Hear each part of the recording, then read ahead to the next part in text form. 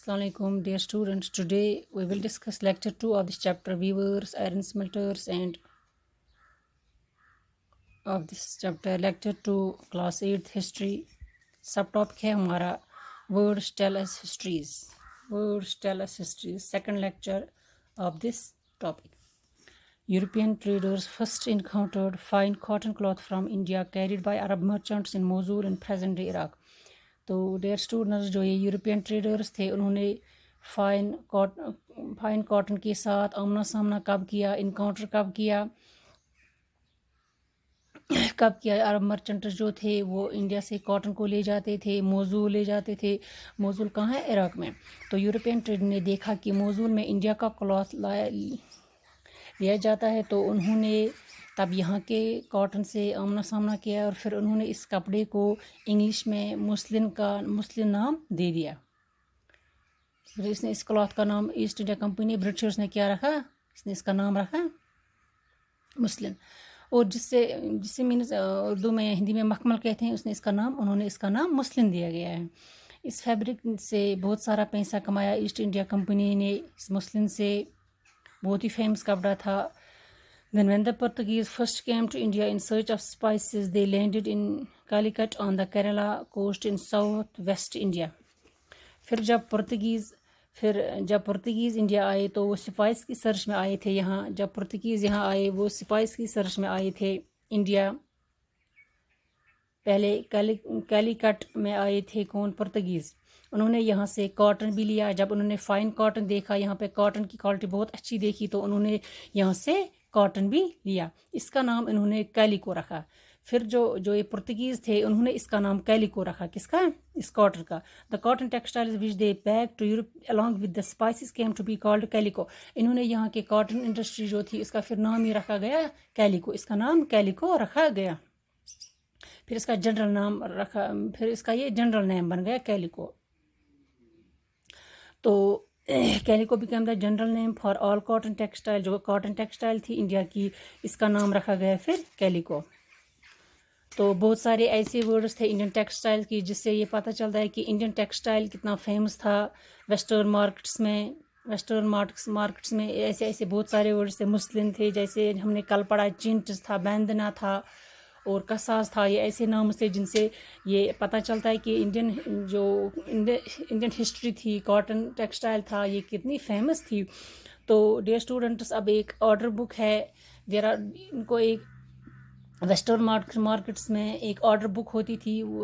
तो ये जहाँ पे जैसे ये ऑर्डर बुक है जिसको हम कह सकते हैं बही खाता, उस पर ये लिखा होता है कि पूरे क्लॉथ के बारे में इसमें लिखा जाता है।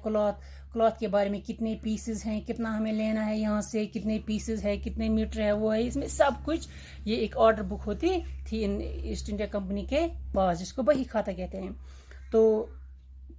तो इसी साल this order that year that was the, जो इस साल की जो थी ये ऑर्डर बुक थी, इसमें ऑर्डर क्या था? 5,89,000 पीसेस ऑफ क्लॉथ थे। इस ऑर्डर बुक में क्या है? 5,89,000 पीसेस ऑफ क्लॉथ है। 98 varieties of cotton and silk. कितनी वैरायटी थी? 98 varieties of cotton and silk थी। कॉटन, इन सब क्लॉथ्स को पीस गुड्स के नाम से बुलाया जाता था। फिर इसको पीस गुड्स के नाम से बुलाया जाता था। जो ये पीस गुड्स थे ये 20 yard long and 1 yard wide होते थे। इसमें लिखा हुआ है कि जो पीस गुड्स थे 20 यार्ड लॉन्ग और 1 यार्ड वाइड होता था। Different varieties of clothes in order book, इसमें होते थे डिफरेंट वेराइटीज होती थी इस ऑर्डर बुक में। प्रिंटेड क्लॉथ्स होते थे जिसको इन्होंने हिंदी में इसका चींट नाम रखा था। इन्होंने चींट नाम था और जब ईस्ट इंडिया कंपनी, इसका नाम चिंट्स रखा गया। और कुसाज था, ये एक प्रिंटेड कॉटन क्लॉथ थे। ये प्रिंटेड कॉटन क्लॉथ था, ये चिंट्स। दूसरा था कुसाज, इसको खस्सा बोलते थे हिंदी में। ये एक रेशम का कपड़ा होता था जैसे। और एक दूसरा है, फिर तीसरा क्लॉथ जो था बंदना, इसको बांधना था नाम, उन्होंने बंदना इसका नाम रखा। इसका नाम असली में था, ये प्रिंटेड स्कार्फ होता था नेक और हेड के लिए। Cotton cloth produced through a method tying and dying. अब जो ये कॉटन क्लॉथ था ये कैसे प्रोड्यूस किया जाता था? टाइंग एंड डाइंग से।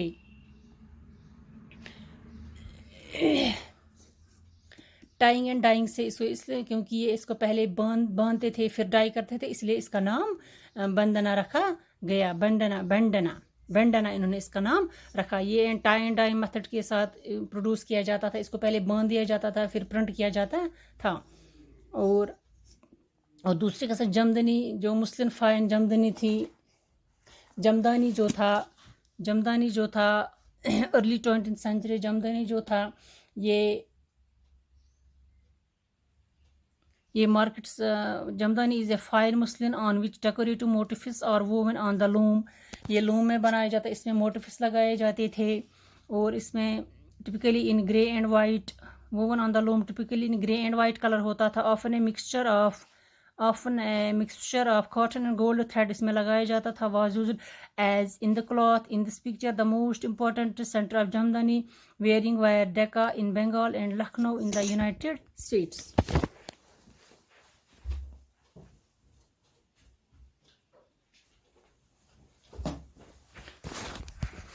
سوری ڈیئر اسٹوڈنٹ، تو یہ جمدنی تھا مسلم فائن کلاتھ تھا، یہ اس پہ موٹیفس ڈیکوریٹ لگاتے تھے، گرے اور وائٹ کلر کے ہوتے تھے جمدنی، یہ وہ کیا جاتا تھا لوم پر، لوم مینس کپڑا، جس پہ کپڑا بناتے وہ مشین، جس پہ کپڑا بناتے مشین، اور اس میں 2 طرح کے تھریڈ مکس کیے جاتے تھے، گولڈن اور کاٹن کے، جیسے کہ آپ پکچر میں دیکھتے ہیں۔ یہ فیمس تھا ڈیکا، بنگال ان ڈیکا اینڈ لکھنؤ میں یہ فیمس تھا۔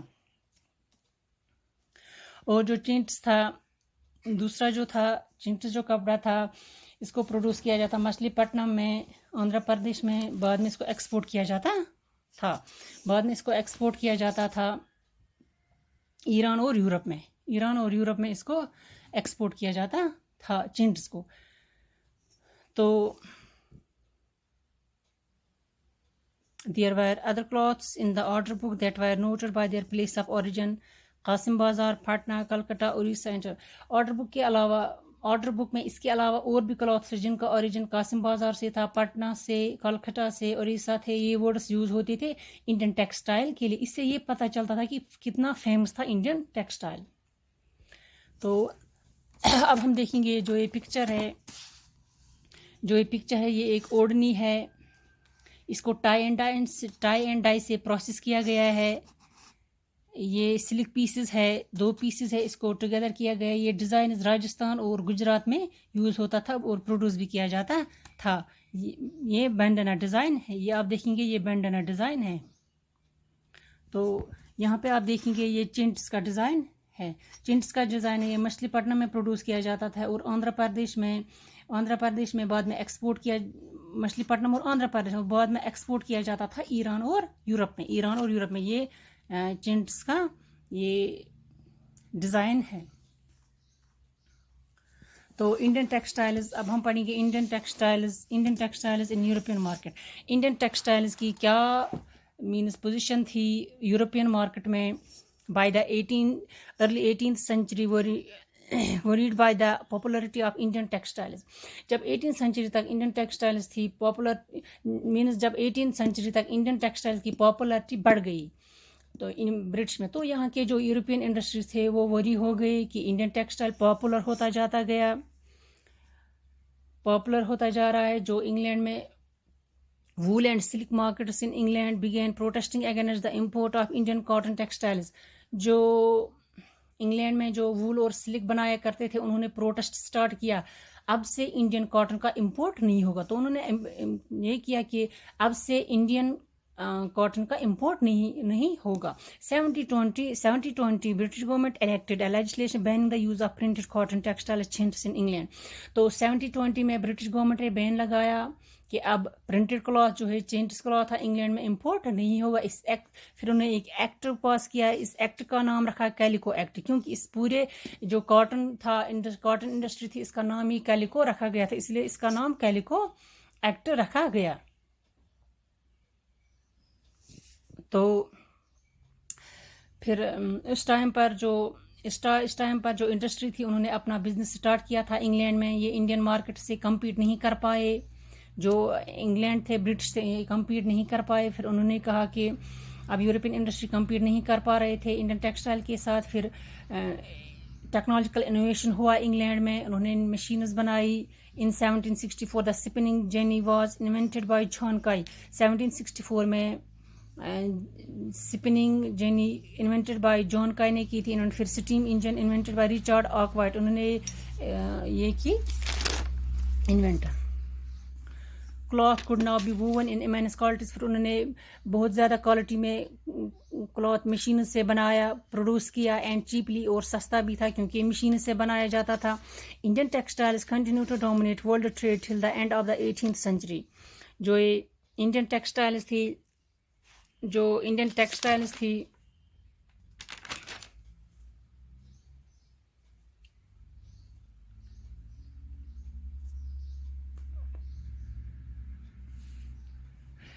اینڈ آف 18th century تک